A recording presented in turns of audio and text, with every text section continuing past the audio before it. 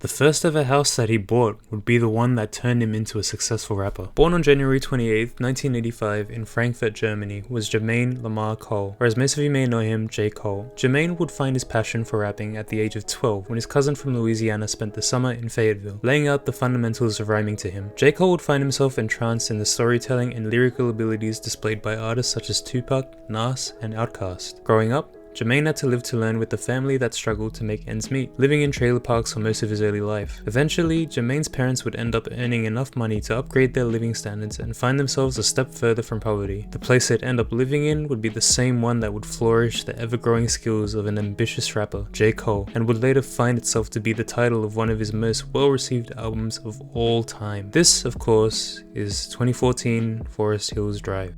This house would be the same one that Cole would learn to rhyme in, make beats in, write in, and so much more. 2014 Forest Hills Drive is full of playful, meaningful, and exciting moments that Cole would experience in his youth, in this very building, and it's no wonder he chose the house to be the title of the album.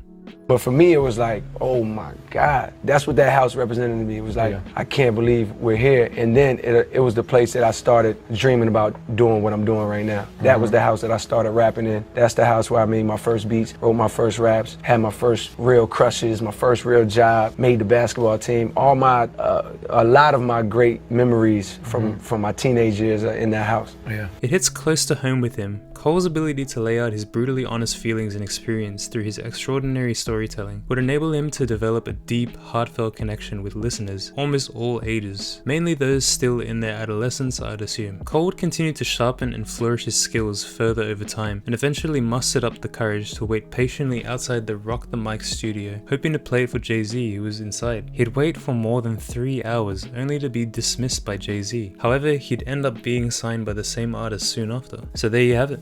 J. Cole's house would essentially be the catalyst for his success as a rapper within the music industry. The high amount of notable experiences Cole would have in the home, alongside his lessons learned about flowing, storytelling, and beatmaking, would eventually work fascinatingly well to develop J. Cole into the artist we all know him as today. If there's any takeaway from this video at all, it's that anyone can do it. And J. Cole proved it, as do many artists. J. Cole may have started learning to rap at a younger age, but he was no more fortunate than the average person, that's for sure. But he found a way to make his success a reality. You can do the same with whatever you pursue, so get out there and get going.